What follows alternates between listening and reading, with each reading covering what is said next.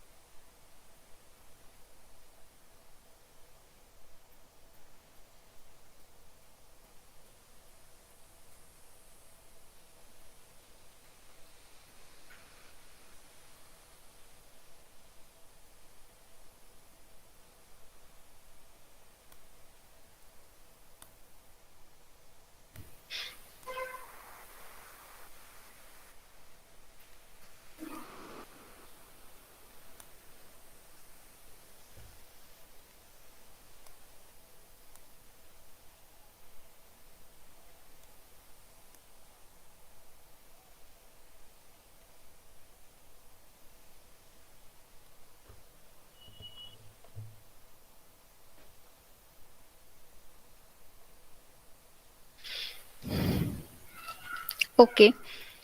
So I can see mixed responses over here. Few students are beginner, few are having few knowledge of Python or coding. Okay, half knowledge. What does that mean, Bhargav?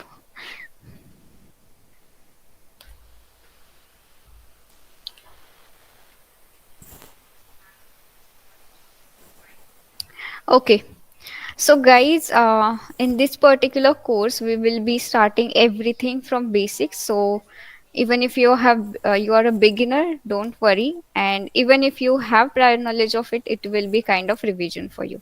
Okay. So I will quickly share my screen.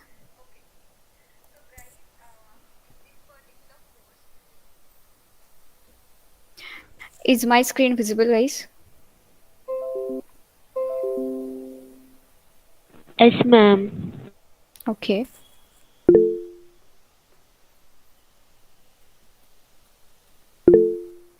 Guys, you can also use thumbs up to give your response. Okay.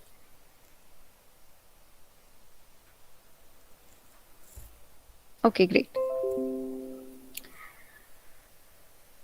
So in today's class, we will cover almost every basic concept in Python. Okay. Right from like what is Python, why it is used. Okay. Till loops we will cover in today's class. Okay. So let's start with the overview of Python. So when we talk about coding and programming languages, there are a lot of languages out there, right?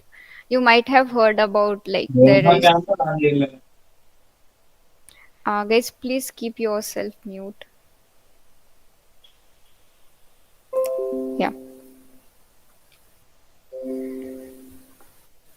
So I was saying there are a lot of languages like we have C, C++, Java, JavaScript, Python. Lot of programming languages are there. Okay. So Python is one of the most popular language nowadays. Okay. We will see why it is that popular, why we should start with it. But before that, we'll see what that language is about and some introduction to Python. So, Python is a high level interpreted and object oriented language. Okay. Now there are three words: interpreted, object oriented language. Okay, what does it mean by interpreted, high level, and object oriented languages?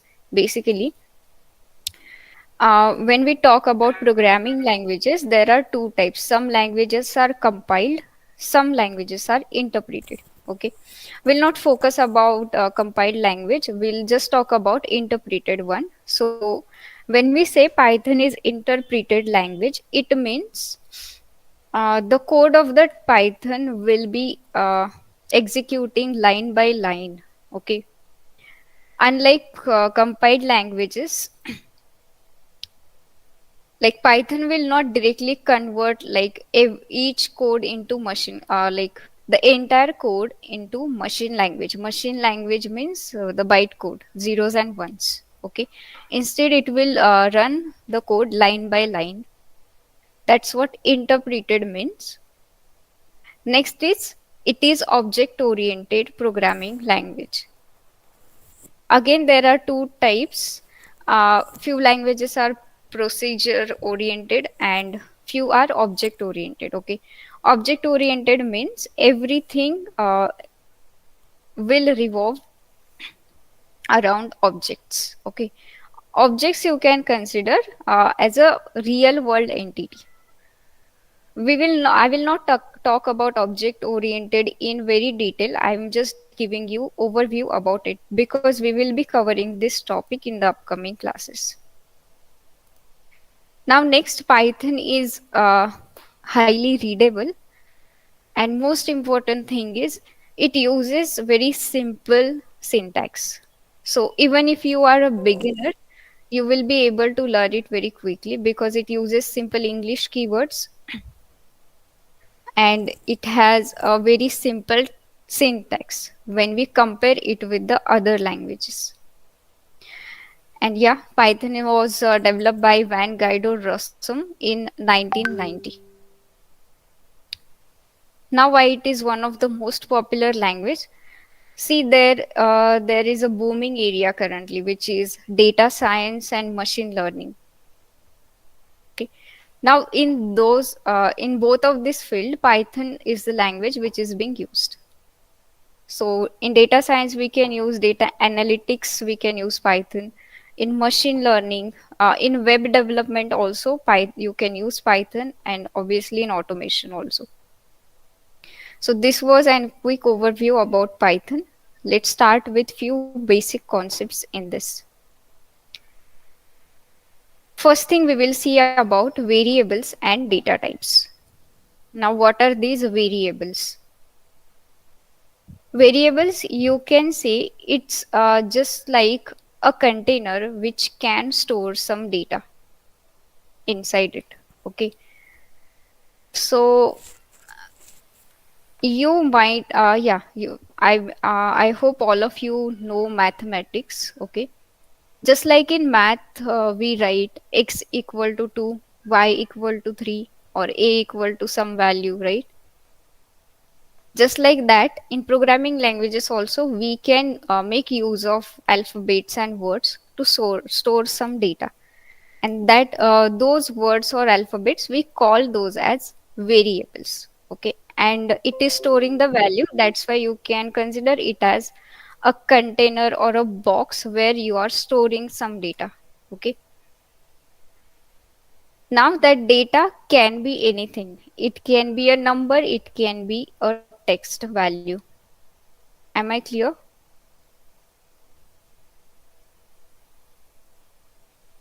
So I will just quickly show you how we can create variable in Python. Okay. So I will be using one online compiler. Okay. Which is repli.com to create the projects.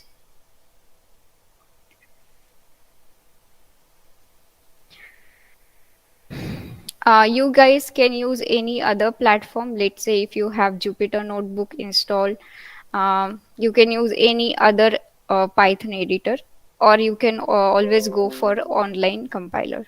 Okay. So how we can create a project in Python is how we can create variables in Python. It's very simple. We just write a variable name and we can store some data in it. Okay, let's say I am saying a equal to 5. It means in this a I am storing value 5. Okay, this is a way we create any variable. Again, variable name can be anything. There are few rules of writing the variable name. For example, let's say you have a variable called first name. Okay, so you should not do something like this: first space name equal to some value. Okay, because it's a rule that you cannot use space in variable name. Okay, also you cannot use any special character. If you have some variable name like this, just use a underscore to connect both the words, but do not leave a space in between. Am I clear?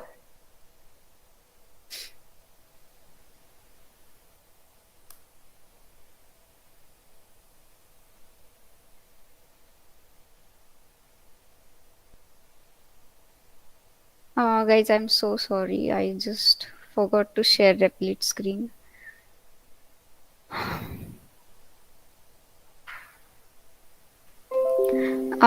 Is it visible now?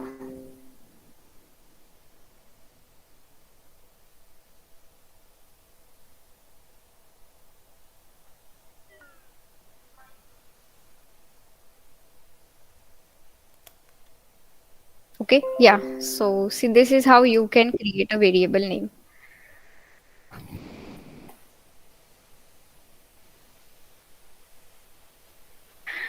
I will also talk about the type of the data we can store. Okay. Again, we will see variables in detail. But as of now, any questions so far, you can put your query in the chat box.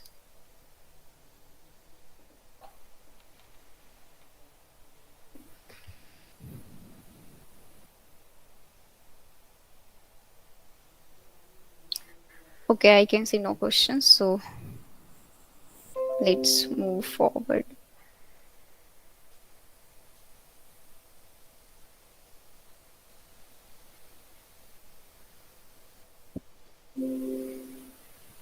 Okay.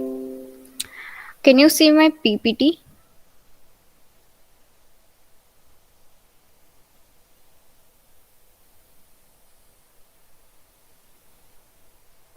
Okay, great. So the next point we will talk about is data types. Okay, data types will define. It means the type of the data that we can store in that container. So container here means a variable.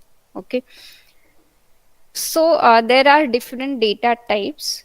In today's class, we will talk about only basic data types. Okay, so Python data types, we have numeric, dictionary, boolean, whatever it is, but we'll talk about only few basic data types in today's class, which is integer, float, string, and boolean. Okay, so we'll see it one by one what this integer, float, string, and boolean is.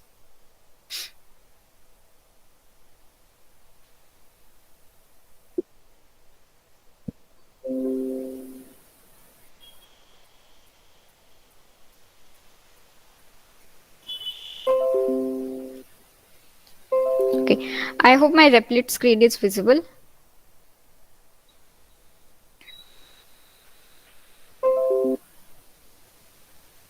Yes, okay, great. So we are currently talking about data types. Okay, let's talk about the first data type, which is integer. Okay, integer data type means any number without decimal value. Okay, so if you are storing like num equal to 10, this is a integer value. Okay, now if you check the data type of this variable, it will return you int. Okay, int as in integer. I will also show you how you can check data type of the variables. Okay, in the next 5 minutes. Now let's talk about the next type, which was float. Float means a number with a decimal value. Let's create another variable, and I am storing some decimal value like this. Even if I write 10.0, this is again a float value. Okay, because it has a decimal in it. Next data type is string. String means a sequence of characters. Okay, the characters can be anything. Now how you can identify the data as a string is very simple. If the sequence of characters are enclosed within inverted commas, either single inverted comma or double inverted comma, that means it's a string. Okay, so let's create first name equal to, we'll write some name. Now you can see I'm writing this name inside inverted commas. Okay, make sure all the string values you give inverted commas. If you do something like this, it will result in error. Okay, it's a syntax error. Clear?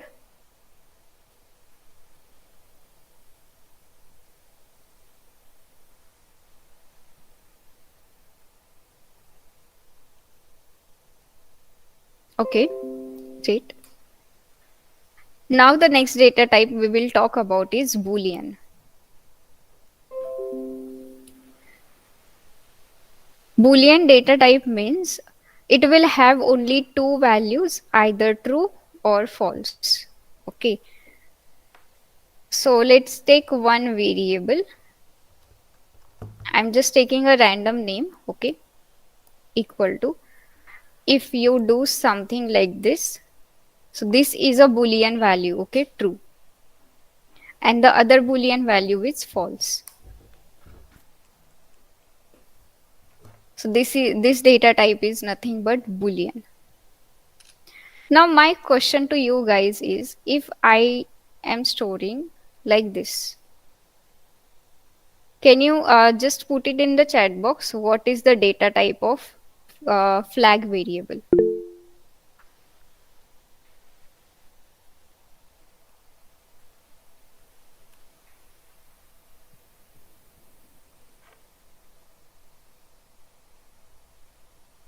Okay, lot of students are saying string.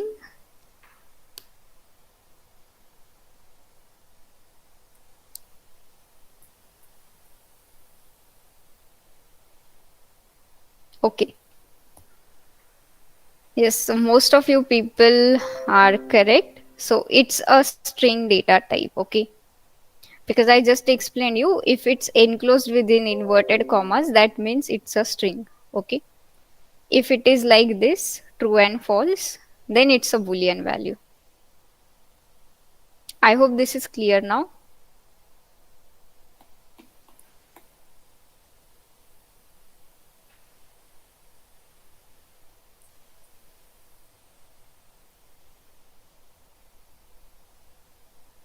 Okay, great.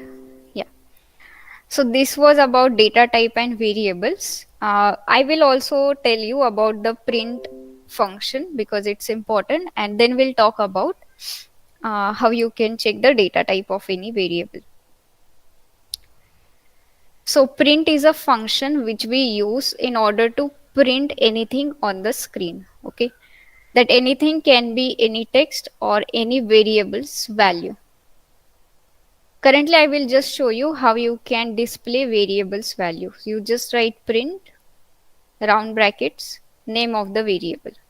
Okay, if you do this and you click on run, it will print that value on the screen. Okay, clear the print function?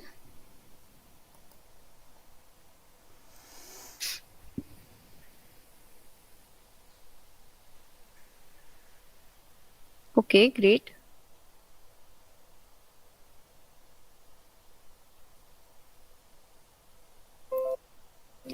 So now I will talk about how you can check the type of these variables. So there is a function called type of.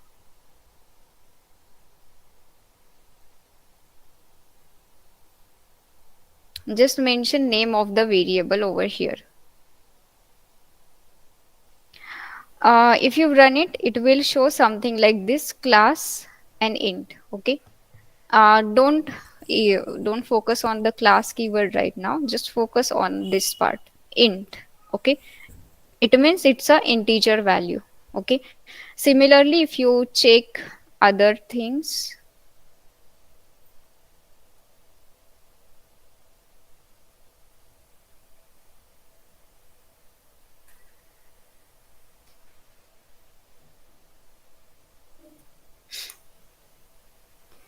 you will be able to see their data types. Okay. So first variable is integer. The next one is float.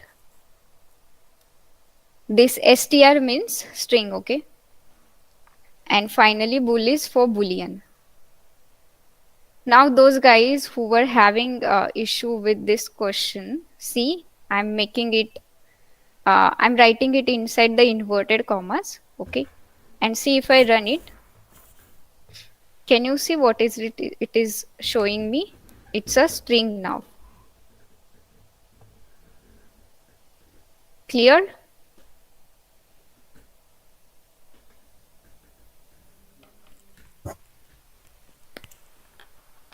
Okay, great.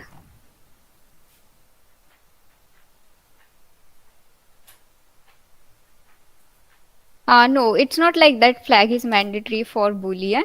It just what value you want to store. Okay.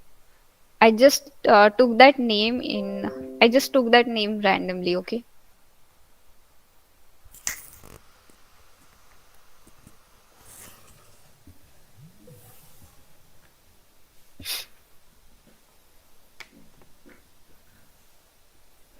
Okay, guys. Shall we move on to next point?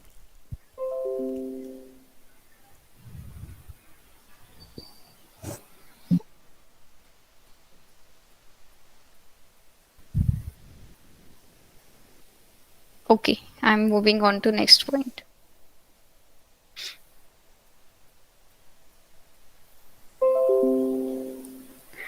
Next, we will talk about operators. Okay. Today we will see two types of operators. One is arithmetic, other one is comparison. Okay. So operators are used to perform any kind of operations on the variables. Okay. When we talk about arithmetic operators, it means we will be performing mathematical operations. Okay. Now, in Python, we have all these mathematical operators: addition, subtraction, multiplication, and division. Okay. Now, you guys will already know about these four operators. I will just explain the next three: floor division, modulus, and exponential. Okay. So, floor division will just, in simple terms, you can see it will just remove the decimal value after division. Modulus operator will return you the remainder of the division. Okay. And exponential is for calculating the power. Let's say you want 2 raised to 5. What is 5 raised to 3? That is the exponential operator. We'll see it practically.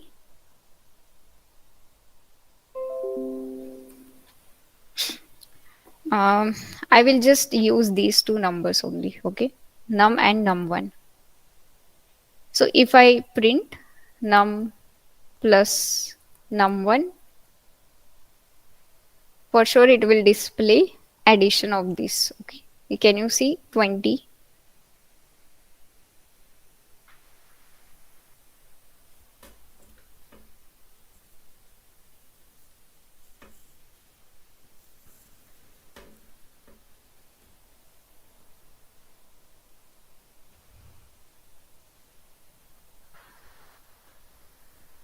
Okay. Now the point is I just want to talk about floor division, modulus, and the exponential operator.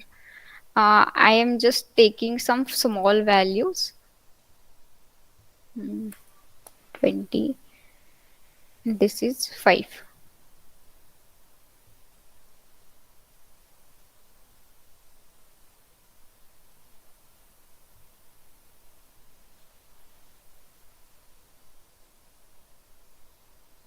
When you use a single slash, it will just return you the division, okay, whatever division will be.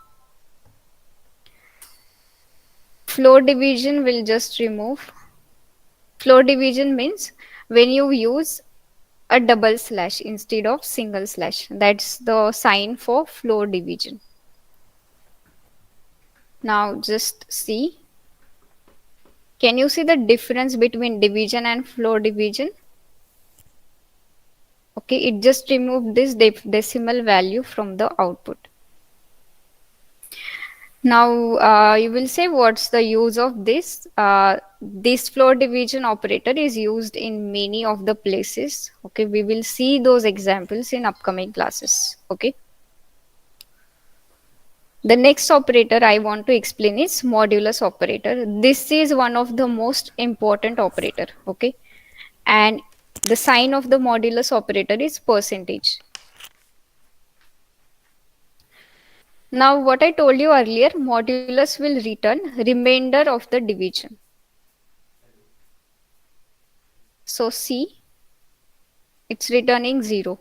Okay, because if you divide 20 by 5, the remainder will be 0. Let's take 6 over here. Can you see 2? It returned 2 as a remainder. Understood the modulus operator? Guys, give me a thumbs up if you have understood.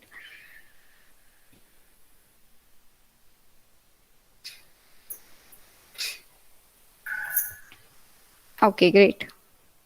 Thank you so much. Now, the next operator is exponential, or you can also say it's a power operator. Okay. It is represented with the help of double multiplication sign. Okay. And num1. If it's a single multiplication sign, it will simply return you multiplication of the two numbers. If it's double, then it will give you power. Okay. In this case, I'm writing num double multiplication num1. It means 20 raised to 6. That result it will return. Okay. We'll see one small example. Let's say what is 2 raised to 3. What is the answer of this? 2 raised to 3.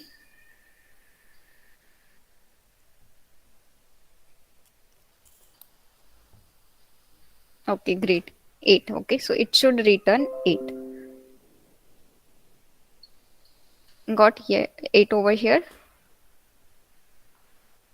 So this was about exponential operator.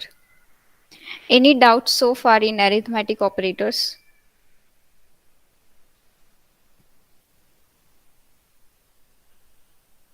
If you have any doubt, put it in the chat box. If no, just give me thumbs up.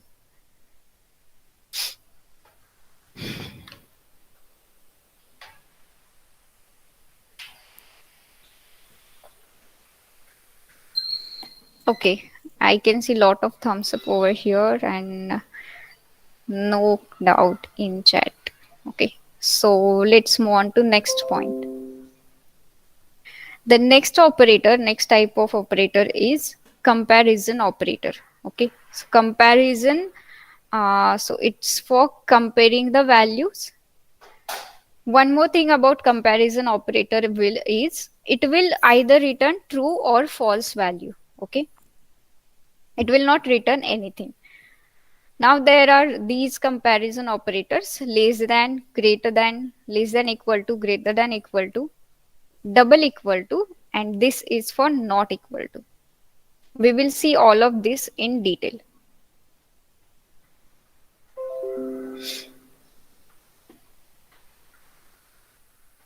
So let's say I want to check if num is greater than num1. Okay. So I will just say is num greater than sign num1. Now what I told you, this will return either true or false based on the values. Correct. In this case, num means 2 is less than num1. Okay. So it should return false and it will return that only. Getting? So all the comparison operators will either return you true or false based on the values you are providing. So same thing, if you check for less than, check with the less than sign, since 2 is less than 3, it will return true.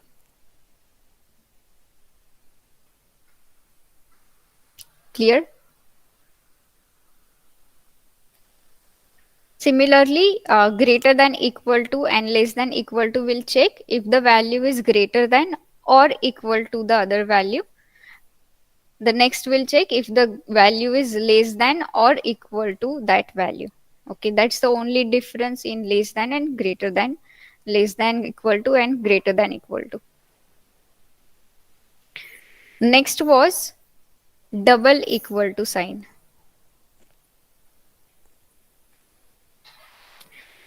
Double equal to is used for checking if this value is exactly equal to other value. Okay, so in this case what it will return, can you guys tell me?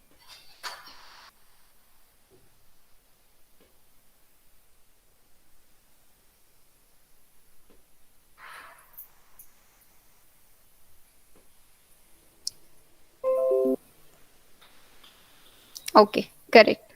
Okay, because double equal to will check if the value is exactly equal to the other value. Okay, so it should return false. Getting? And finally we have not equal to. The sign of not equal to is exclamation mark and equal to sign.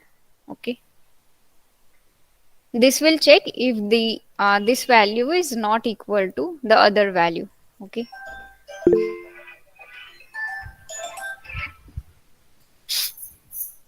okay, and see it's returning me true because num is not equal to num1. Clear, guys?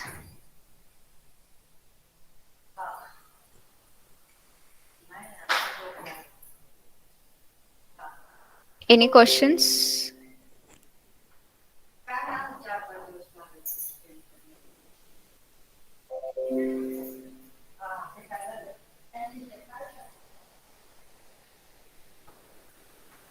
Okay, no questions. Fine. Can you guys see my PPT properly now?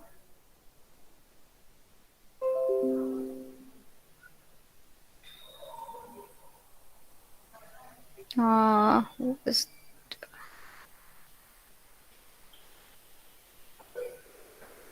Chinnam Lakshmi. Is it visible now? The PPT?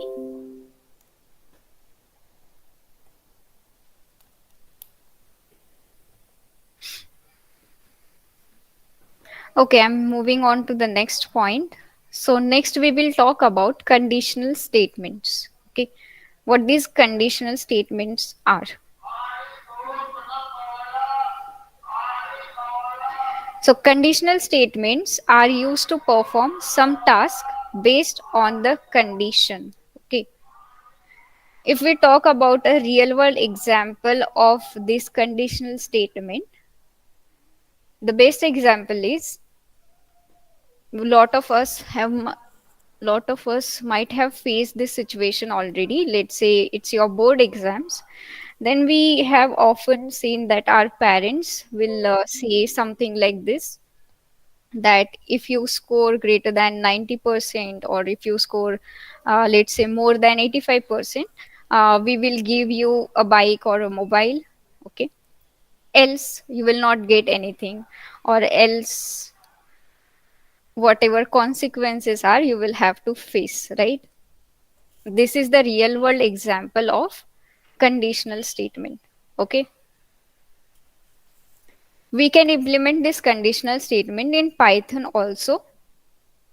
So we will see this particular statement only. Okay, this particular example only, how we can implement it, it with the help of Python.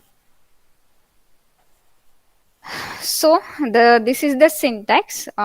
We will write if, then condition. If this condition is true, then it will execute something. Okay, that something will be whatever we want. If this condition is false, then it will go to else and it will perform that particular thing. Okay, so we will see it on Replit how it works.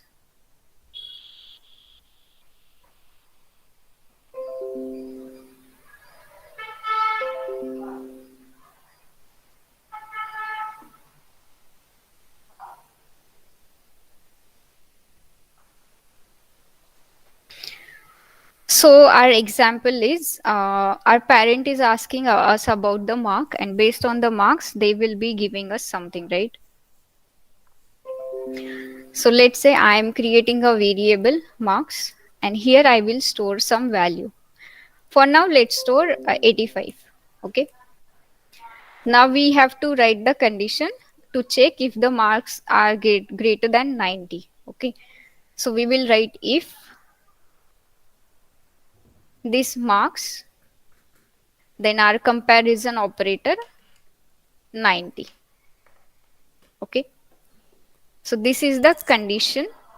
After this condition, it's the part of the syntax that you should give this colon. Then you hit enter. After you hit enter, you can see there is a space already, okay, which is coming automatically. This space, we call it as indentation in Python, okay. This indentation indicates whatever you will write after this space, it belongs to this if block, okay. Belongs to the if block means this part will get executed only if this condition is true, okay. And we know already comparison operator will return either true or false, okay. So in this case I will simply print Ray, you will get a bike, okay. What if we score less than 90? So let's go to else colon. Make sure you don't write any condition for else, okay. Else is just like the simple English else, okay. It's just like anything else apart from this, okay. So in this case I will say print better luck next time.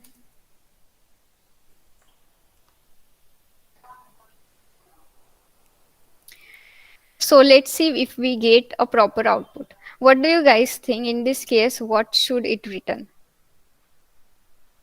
My marks are 85. Put it in the chat box.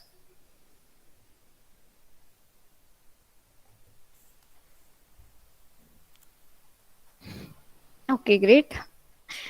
Great, great. Yes. It should say better luck next time. Okay. It's saying. So how exactly it is working is basically, I'm sorry. So we have a variable, a space in a memory where we are storing marks. Okay. Then in if we are writing if marks is greater than 90. Okay. Now it will first check for this variable. If it's present, then it will check for this condition, okay. It will compare this value with whatever value we are storing, okay. So 85 greater than 90, this statement is false, okay. So over here this condition returned false, okay. That's why if will not get executed, And if the condition over here is false, then it will go to else and execute this block. Okay. If the marks are greater than 90, let's say 92. Okay, can you see we got the proper output. Now my question to you guys is, what if marks are 90? What should it print?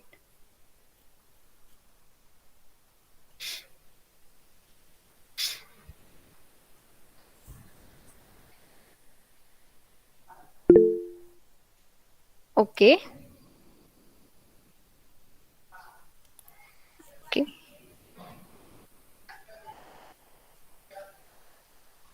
Okay, few people are saying better luck next time. Few are saying get a bike. Oh, Bharat is saying no output. Okay. What about others? There are 100 participants in this meeting.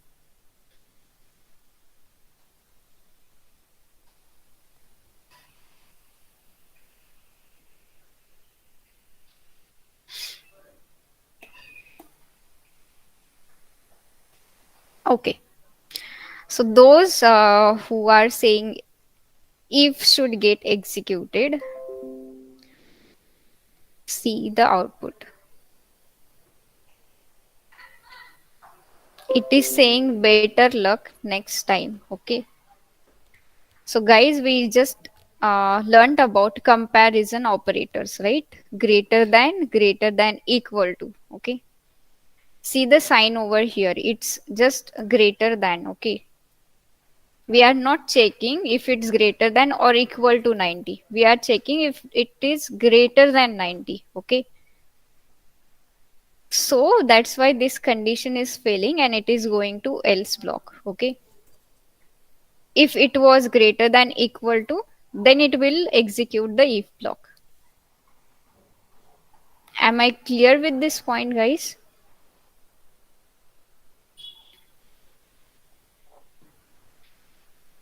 Okay.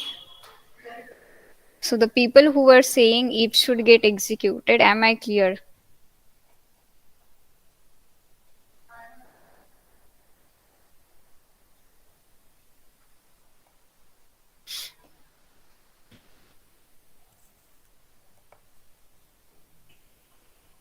Sure.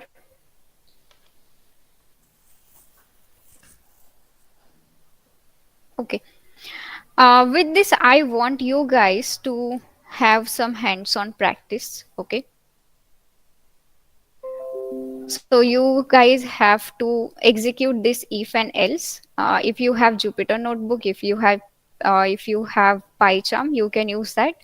If you don't have, just go to replit.com, create your account, and start doing the Python project. Okay. Don't copy the same code. I want you guys to have unique examples. Okay. Any example of if and else, you can use that and create a project. Can you guys do it? Okay. I'm just sharing replit.com's link in the chat box. Just go to that platform, create your accounts. So I am giving you 5 minutes to do this activity. Once you are done with doing the activity, just put it in the chat box with message as done.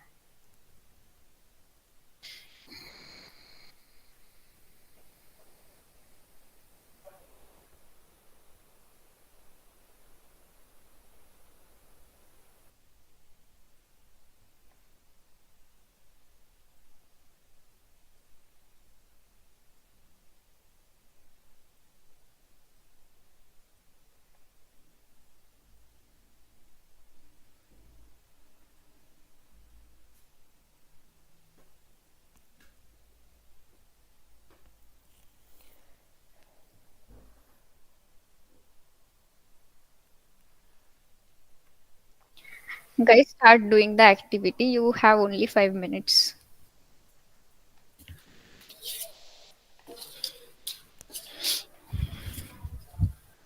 Let me know if you face any issue in creating the account on Replit.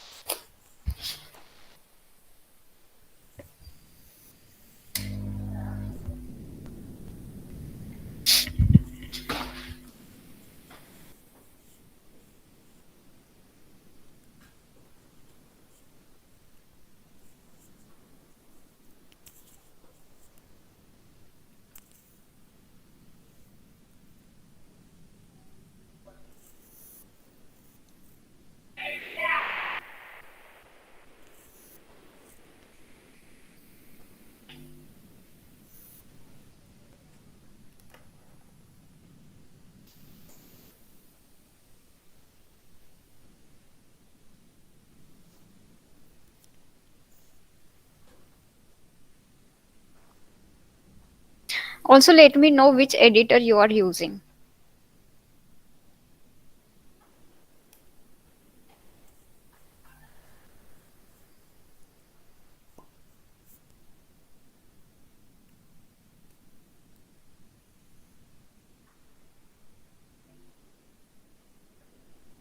Okay, great. I can see a lot of people are using Jupyter and PyCharm. That's great.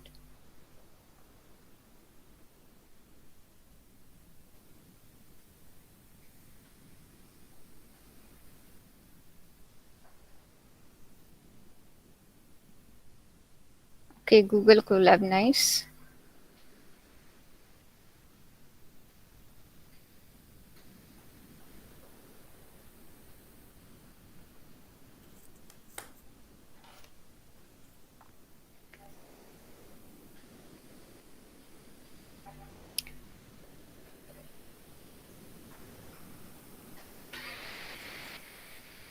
Okay, people who are using Replit, I will suggest that you can also try to install Jupyter Notebook, PyCharm, or VS Code. Okay, and use that. It's okay if you use Replit also. Your work will be stored on your accounts.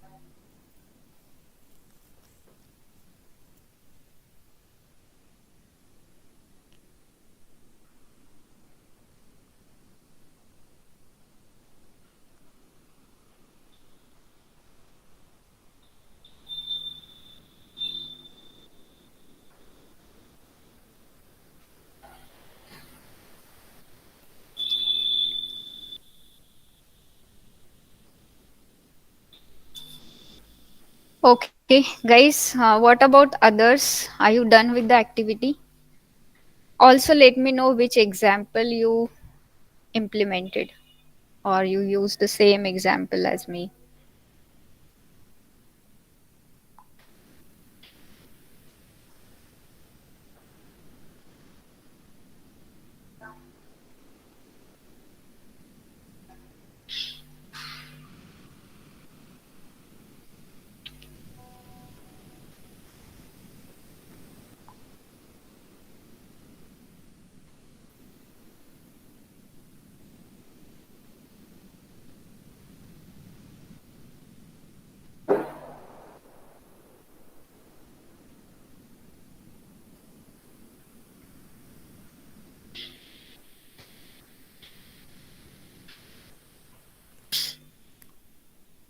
Okay, you have to buy the token. Okay, great.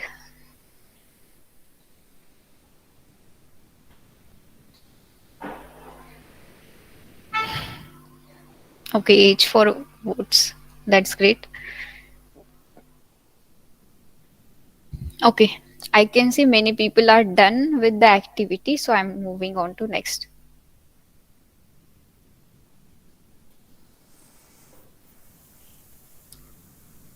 So here we are done with if and else statement.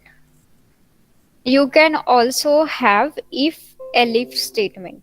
Okay, let's say you are implementing a grading system for a school.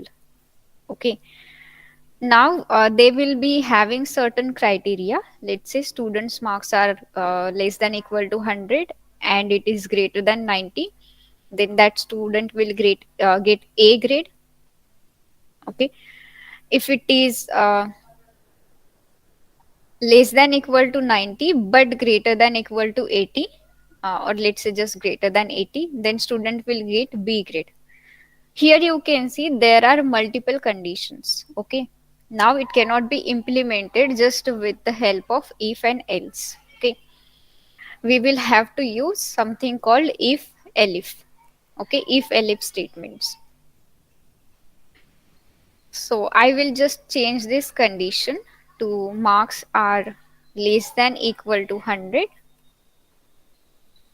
and at the same time marks are greater than 90. Okay, this and is for because I want both of the conditions to be true. Okay,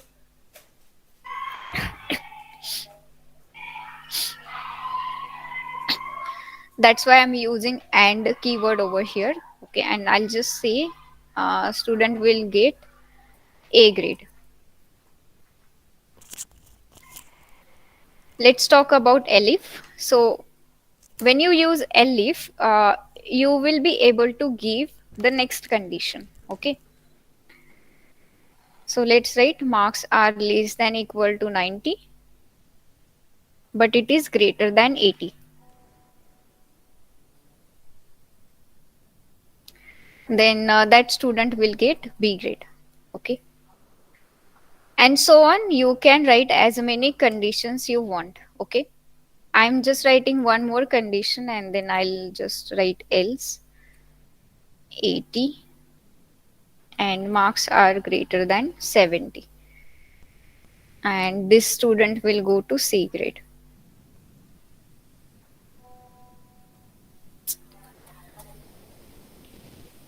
Okay, so like this you can write elif statements. Finally, you can write your else. Okay, and I'm saying if the marks are less than 70, then student will fail. Okay, it's not the real world scenario, I'm just saying that. Okay, so let's run this code. So guys, I want this answer from you, which grade this student will get. I will explain you how elif and if works. Okay, Chitra is saying B grade. Okay,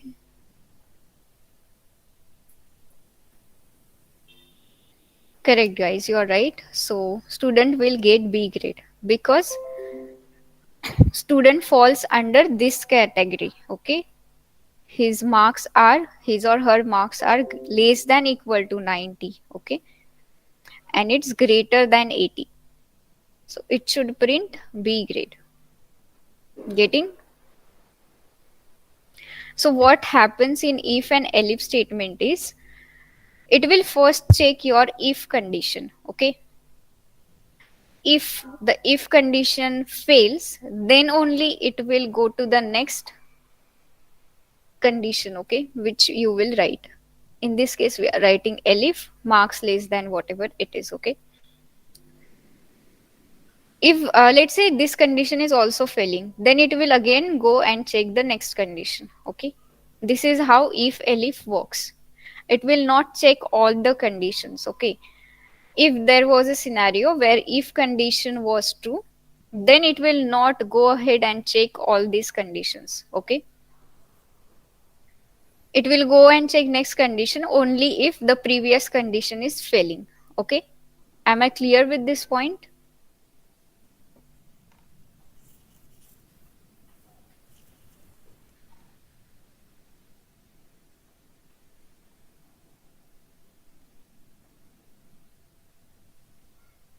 Okay, now let's say all the conditions are failing, then only it will go to else and it will execute else block. So in this case, I will try to give marks which is greater than sorry, less than 70.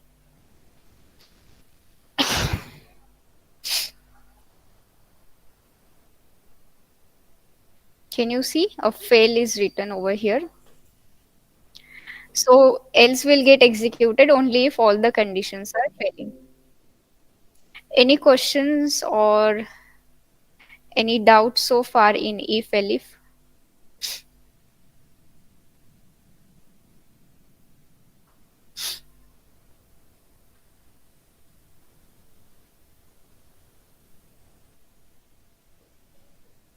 Yes, guys, what happened? Are you guys getting bored with the session?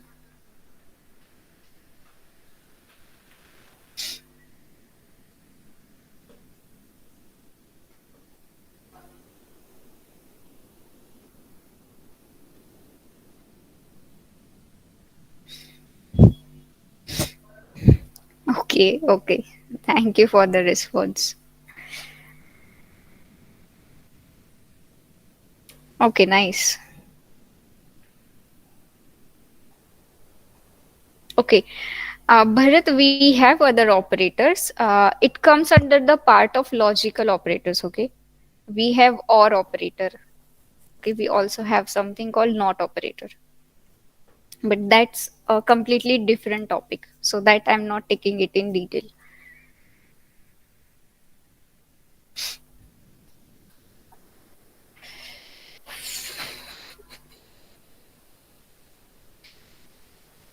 Okay.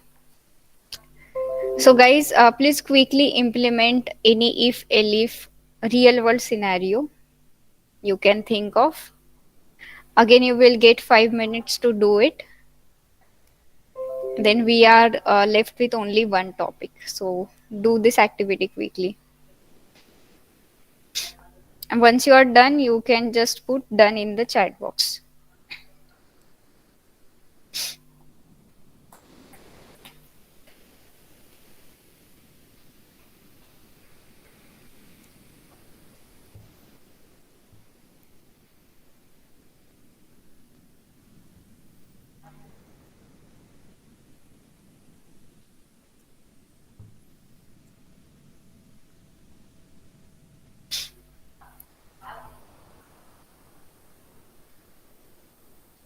So, you guys have time till 7:10. So, total 6 minutes.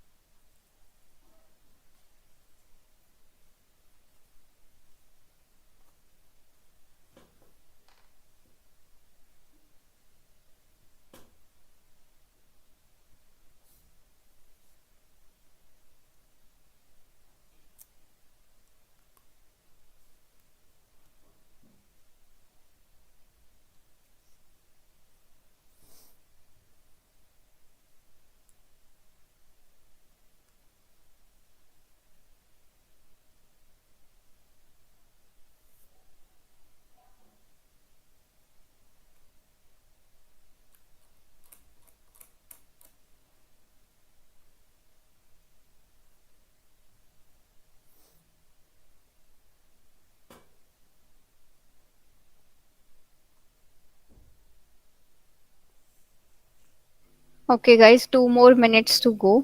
Whoever is left with it, finish it quickly.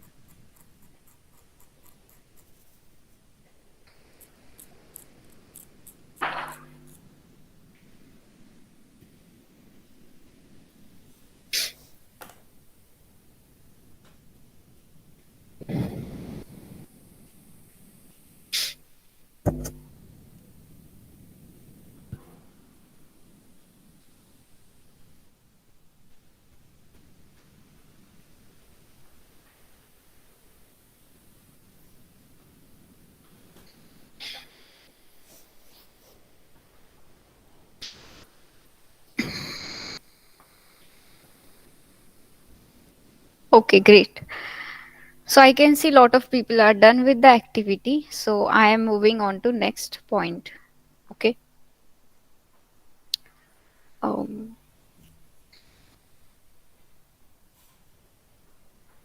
can you guys see my screen? Give me thumbs up.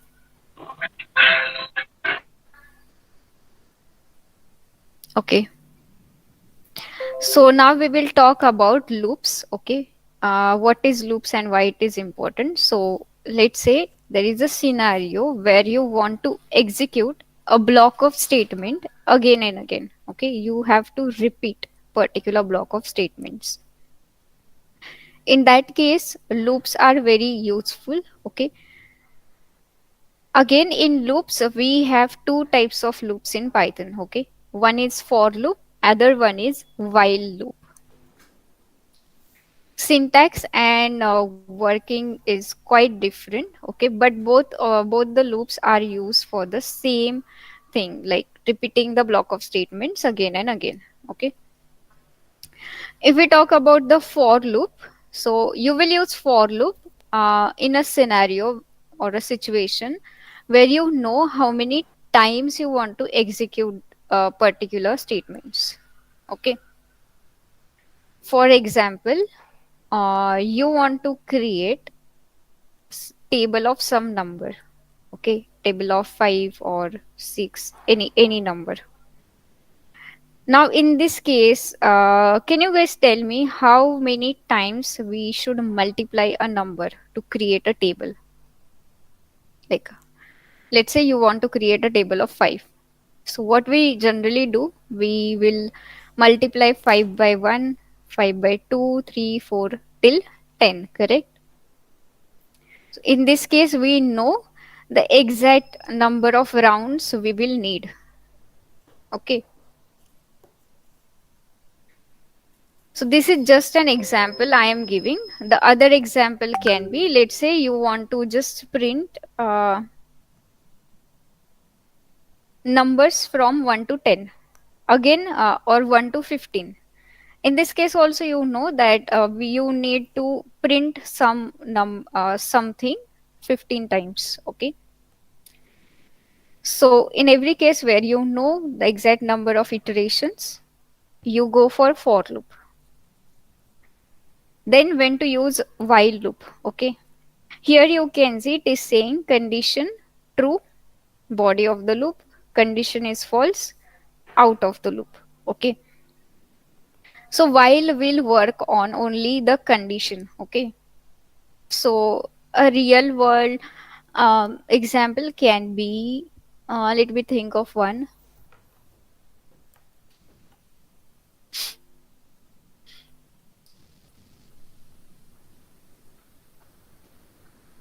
Okay, let's say there is a tank.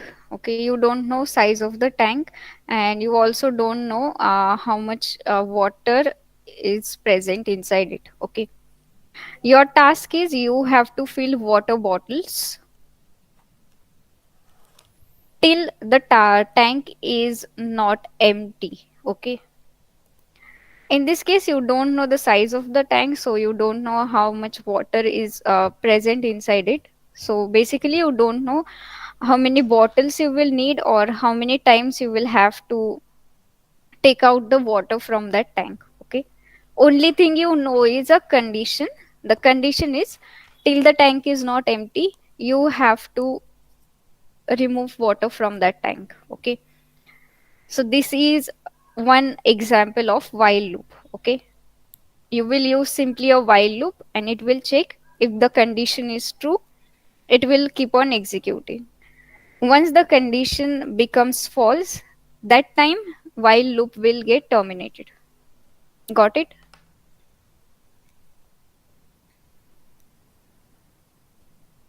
Guys, am I clear?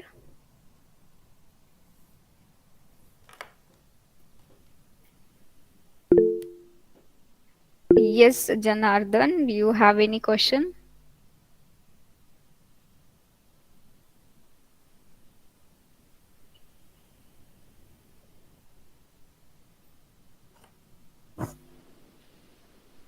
Okay.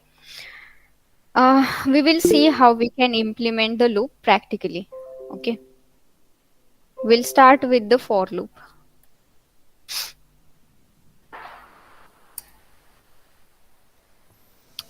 I will just change a statement. Let's say you have to display the numbers till users entered number. Okay.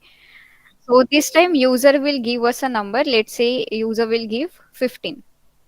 Okay.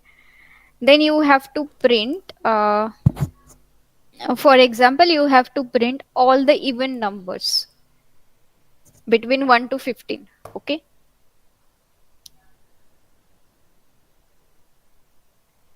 So first of all, how to take input from the user is you will need a variable. Then there is a function called input. Here you will say enter any number. Okay, that's it. This input function will allow you to take input from the user. There is a small problem with the input function. I will tell you the problem. Okay, I can explain it with the help of type. Okay, now guys, please tell me the type of this thing.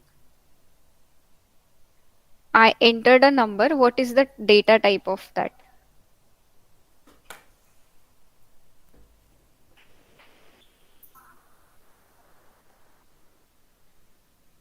Okay. If we talk about user's perspective, it's a integer, correct? Right. Okay. It's a integer because user is entering a number. So as per the user's perspective, it's a integer. But I told you there is a problem with input statement. So see, if we check type of this number, let me run this again. Can you see what it is showing? Okay, it is showing it's a string. Okay, so the input function behaves like this. Whatever data, even if it's a string value, it's a number, it's a float, any data type, it will treat that value as a string only. Okay, so it's important that we should convert the data type. Conversion is very easy. You just write, we want to convert it into integer, so I will just write int and the round brackets. Okay, now see if this time I check, getting now int. Clear with this point?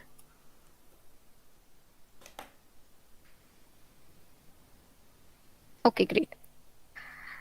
So this was about the input. So let's now go to our for loop. Okay.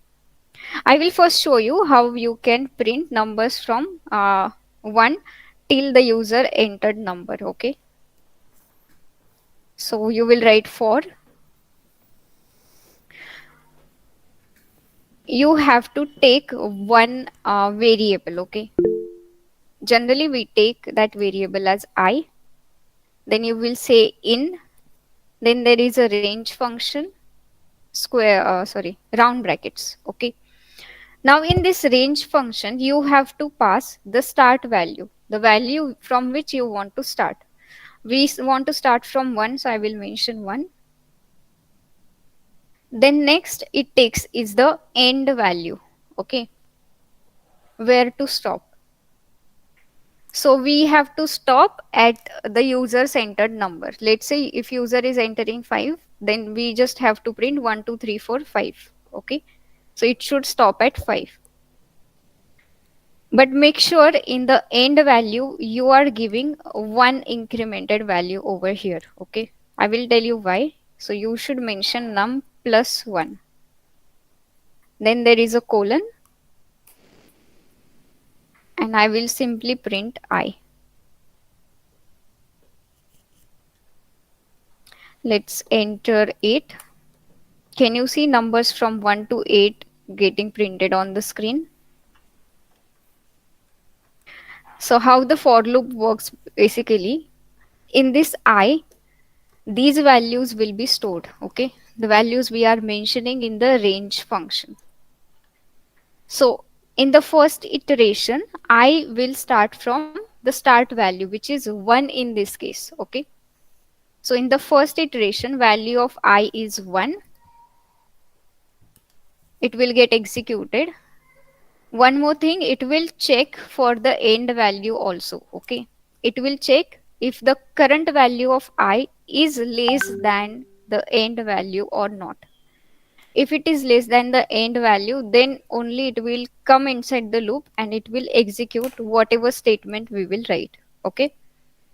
So that's why I mention num one incremented value.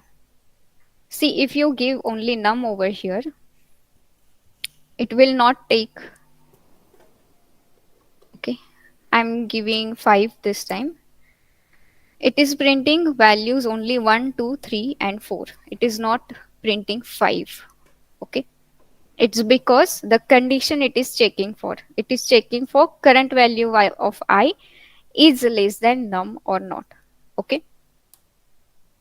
So in the first iteration, i's value is 1. Next, I will be incremented by 1. Okay. So it becomes I equal to I plus 1, which will be 2. Again, it will check if 2 is less than this num. If yes, come inside the loop and execute the statements. Okay. It will keep on executing till this condition is not getting false. This is how a for loop works. Any questions?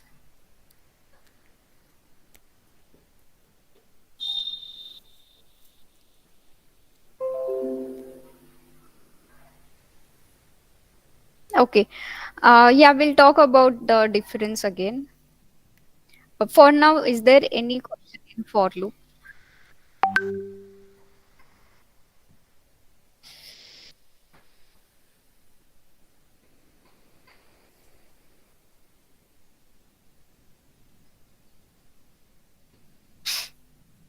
Okay, great. Okay, Bharat, I will explain. Actually, I'm just checking for the annotation tool if I can use.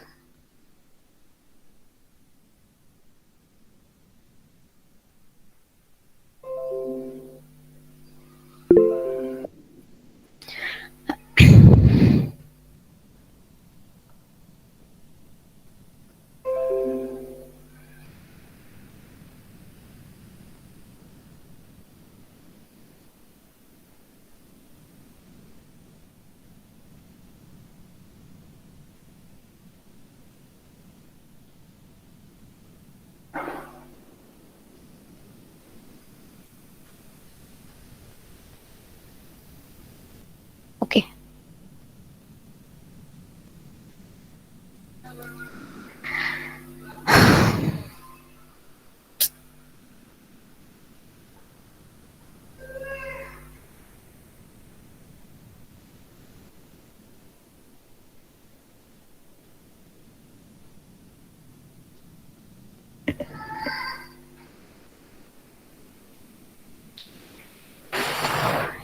there? Okay, guys, I am explaining you once again. So what happens? Let's take one more example. We'll take example of the table. Okay. So in this case, we know we will need 1 to 11, and let's say num into I. So if user enters 5, can you see table of 5 is getting printed? So how this is working? I will just copy this.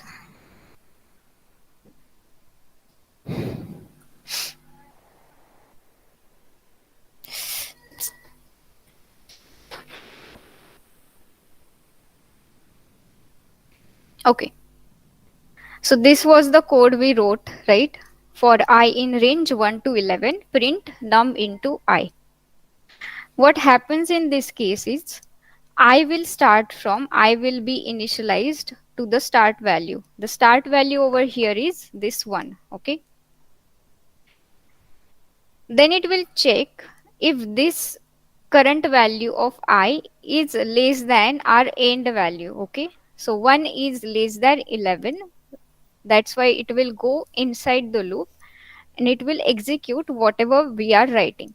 So what I am writing is num into I. So num is the number entered by the user, which is 5, and I'm just multiplying it with I. So currently I's value is 1, okay?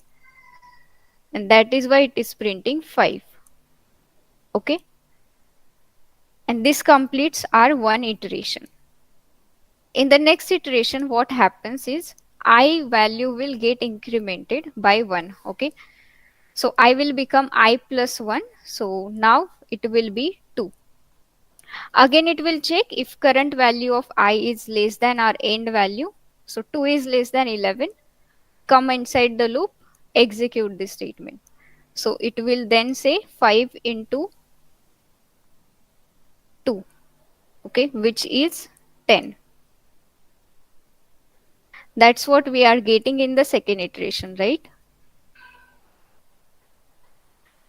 Like this only it will keep on executing. It will increment the value of I. It will check if the that value is less than our end value. If it is less than the end value, execute this statement. Okay. Once in the last iteration, what happens? Let's say value of I is 10 currently. 10 is less than 11, right? So it will say 5 into 10, which will be 50. Then again it will increment value of I. Okay. Now value of I will become 11, and 11 is not less than 11, right? This condition is false over here. This time the loop will be terminated, okay? And that is why we are only getting 5, 10 till 50. Understood it now?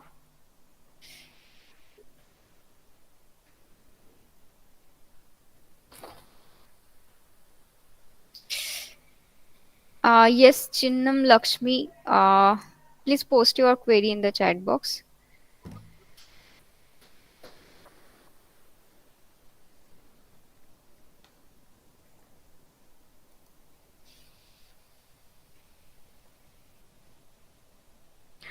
No, you cannot write in that form. In Python, the syntax is different, okay? You have to use range function. Other thing is,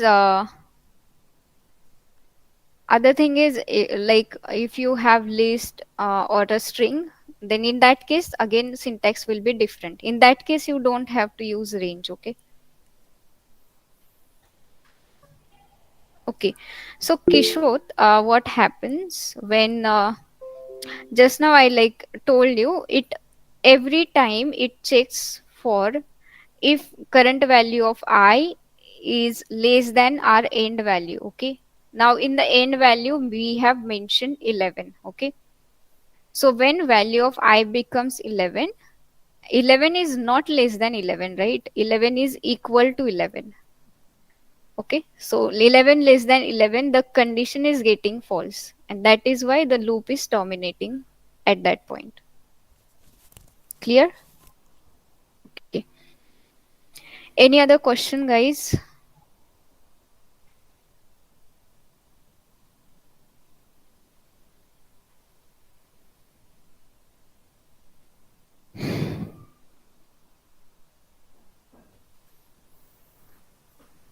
Okay, let's talk about while loop now. Okay, and this will be the last topic of today's class. Okay, while loop. In while also, with the help of while also, you can implement this example. Okay, so I will take the same example only. Okay, I will just comment this code. While will work slightly different. Okay, so let's define one variable and initialize it to 1. Now what I want is while. After while you should mention the condition. Okay, till what point you want to execute particular statements. So I want to execute it till a is less than equal to 10. Okay, and I will say print num into a. One point about the while is unlike your for loop, see what for loop will do, the incrementation it does it automatically. Okay, value of I incrementation, it is doing it automatically. This is not the case with while. Okay, you will have to increment value of your variable manually, otherwise loop will go into infinite loop. Okay, infinite loop means it will never stop executing. Okay, so I want to increment value of I, so I will say a sorry value of a, I will say a equal to a plus 1.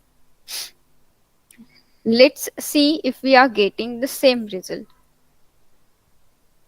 Hmm, this time I will enter 10. Getting the same result. So you can use any loop.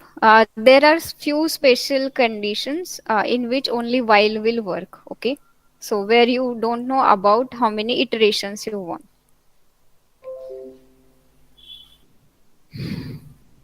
Any question about while loop?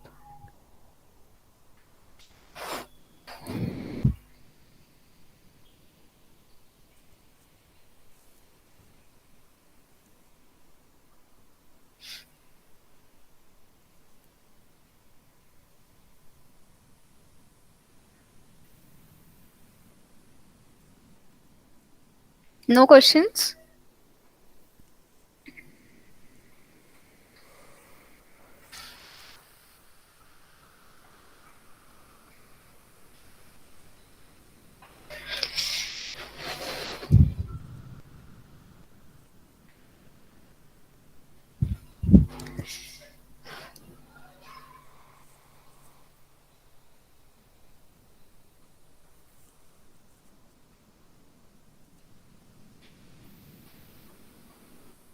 Okay, great guys then. So that's it for today's session from my side. You guys have any question? I'm open for Q&A. You will get 5 minutes to post your queries in the chat box.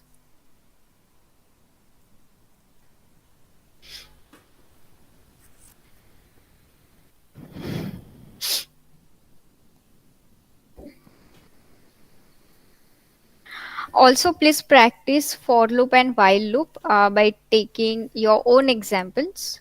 Okay.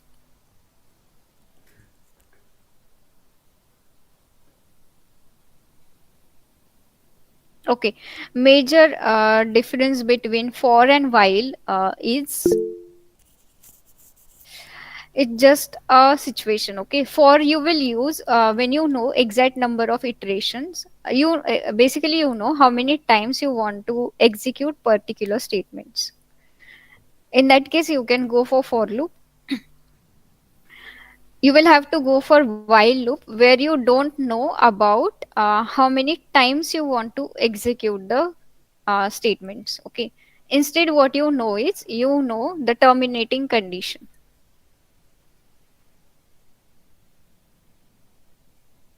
Am I clear, Bhavani?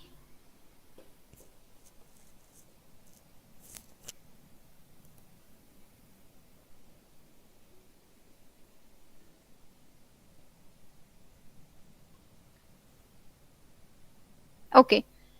So, Abhishek is asking, what is the major difference between compiler and interpreter? Okay. So, compiler basically will translate the code into machine code before the program runs. Okay. So, entire basically you can say entire file will be converted first into byte code and then the code will get executed. What interpreter will do? Interpreter will like translate the code line by line. So you can say translation will happen at the runtime.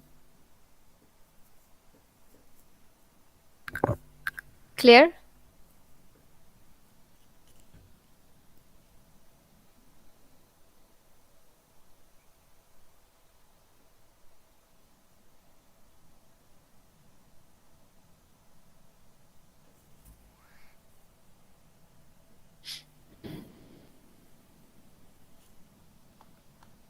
Yes, in Python we have only while and for loop.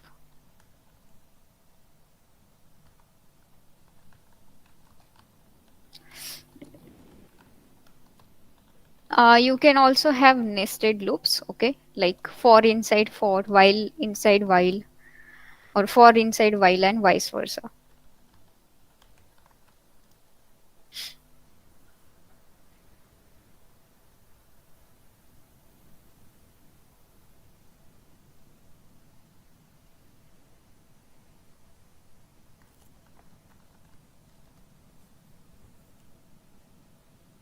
Any other questions, guys?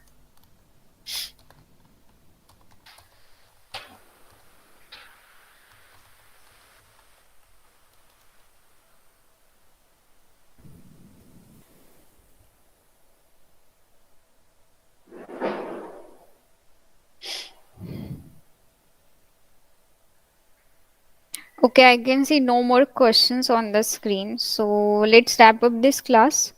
I would like to know your feedback on today's session. Like, was it good? Was it bad? Uh,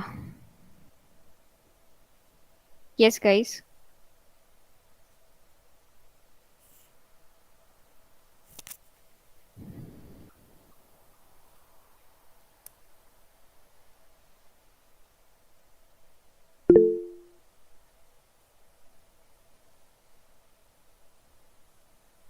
I cannot see any.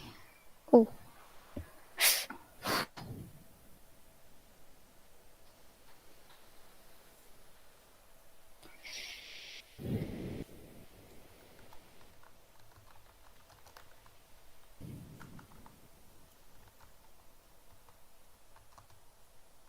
okay. I will share the PPT with you. Okay, Satish is saying good but slightly bored. Okay, I will make sure to make it more enjoyable in the next session. I mean, what should I do? Can you give me some suggestion?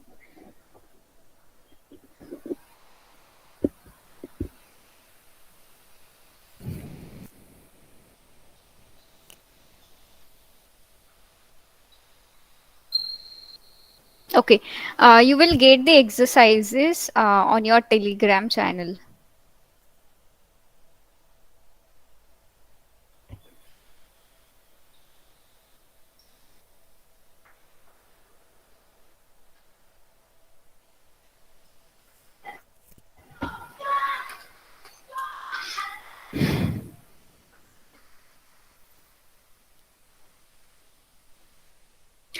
Okay, guys, thank you so much for joining the class.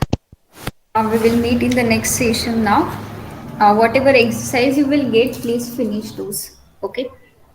Thank you so much. Bye, everyone.